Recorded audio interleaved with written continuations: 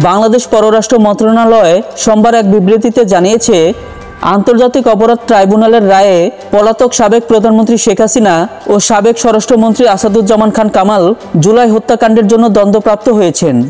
মানবতা বিরোধী এই অপরাধে মৃত্যুদণ্ডপ্রাপ্ত হওয়ায় তাদের অন্য কোনো দেশে আশ্রয় দেওয়া ন্যায় বিচারের প্রতি স্পষ্ট অবজ্ঞা হিসাবে গণ্য হবে।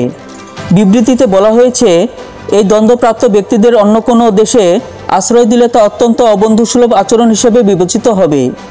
তাই বাংলাদেশের পররাষ্ট্র মন্ত্রণালয় ভারতের প্রতি আহ্বান জানিয়েছে, তারা যেন অনতি বিলম্বে এই দুই দণ্ডপ্রাপ্ত ব্যক্তিকে বাংলাদেশের কর্তৃপক্ষের কাছে হস্তান্তর করেন। মন্ত্রণালয় আরও উল্লেখ করেছে, দুই দেশের মধ্যে বিদ্যমান প্রত্যর্পণ চুক্তি অনুযায়ী এটি ভারতের জন্য অবশ্য পালনীয় দায়িত্ব।